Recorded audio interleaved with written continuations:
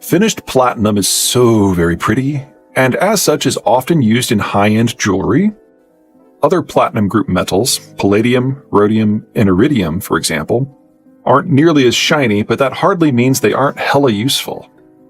The entire group are regular stars in anything that requires the facilitation or regulation of chemical reactions. Such uses include, but are hardly limited to, the exhaust systems of anything that burns anything in order to shift emissions profiles in less toxic directions, platings to impede corrosion, particularly at high temperatures, dental work, given time, teeth and human saliva can destroy nearly anything, and any product that needs to be able to selectively encourage or discourage the flow of electricity, most notably semiconductors of all types. Some 3/4 of the world's platinum group metals, PGMs, are sourced from a single country, South Africa, where nearly everything comes from a single rock formation, the Bushveld Igneous Complex. Imagine if a 6-year-old made a 20-layer cake and then somehow was able to inject frosting up from the bottom, alternatively adding internal frosting layers as well as frosting explosions. Now do it all with magma. That's the Bushveld.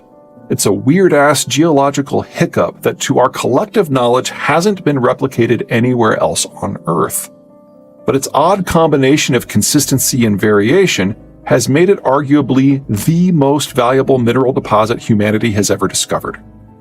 The Bushveld practically leaks chromium, iron ore, tin, and vanadium, but the South Africans brush right by all of these world-class deposits to go after the good stuff.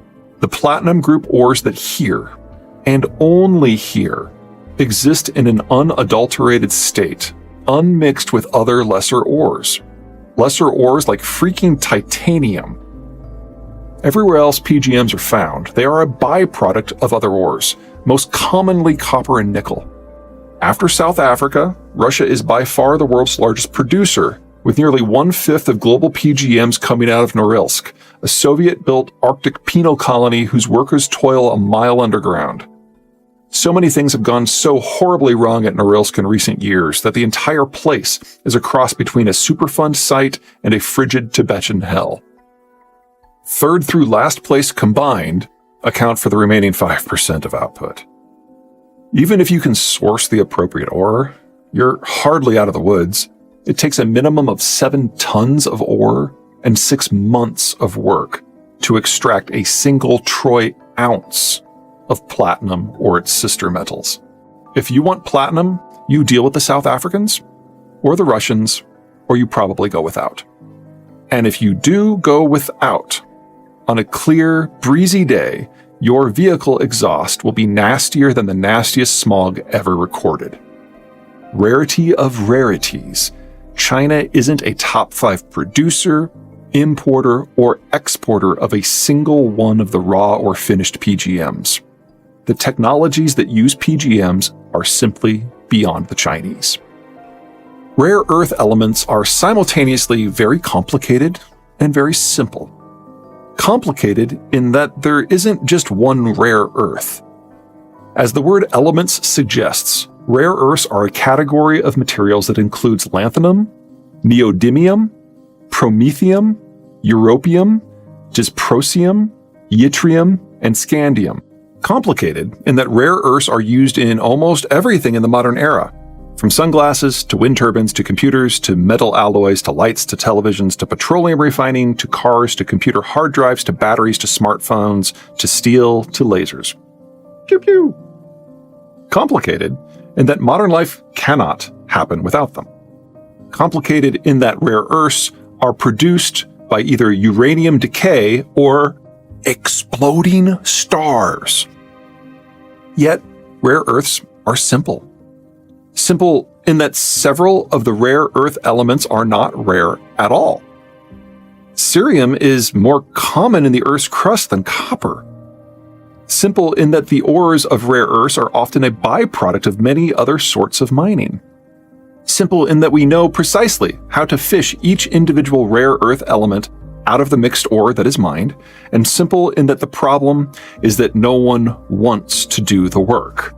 The refining process requires hundreds, and in some cases thousands, of separation units, a fancy term for vats of mostly acid to slowly encourage each individual element to move away from its similar density siblings. Beyond being, incredibly dangerous, even if everything works well, refiners will be left with a lot of waste product. After all, the primary source of rare earths on the actual Earth is from the messy radioactive decay of uranium. None of this is news to those in the industry. The techniques for rare earth extraction date back to before World War II. No trade secrets there. Second, China has done all the dirty work for the rest of us. In 2021, some 90% of global rare earth production and processing was in the PRC. Chinese environmental regulations would make Louisianians blush, while Chinese hyperfinancing and subsidization schemes mean that no production elsewhere in the world can compete on the numbers. The Chinese started producing rare earths en masse in the late 1980s and had forced pretty much all other producers out of business by the 2000s.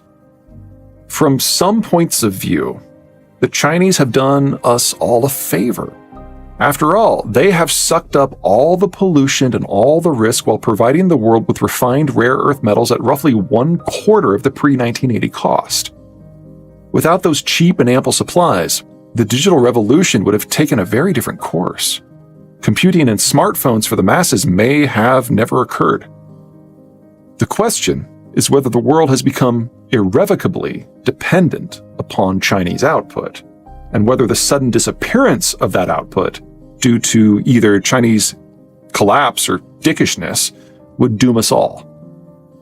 China first publicly threatened Japanese firms and implicitly threatened American firms with rare earths cutoffs back in the 2000s.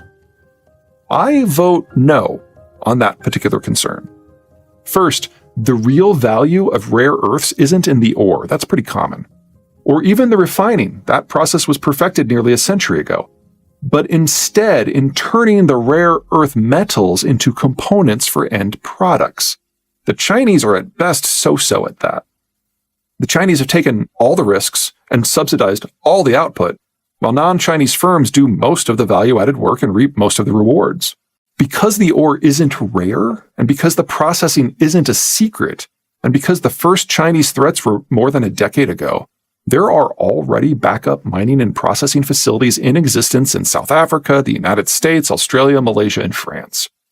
They just don't see a lot of activity because the Chinese stuff is still available and still cheaper.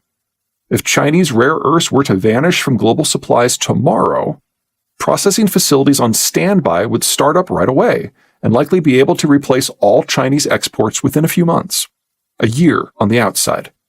And any company that uses rare earths, led by any person who isn't a complete moron, already has months of rare earths stockpiled. Hiccups would abound. Armageddon would not call. Rare earths are a great example of the world just waiting for China to fall, and for once, actually being ready for it.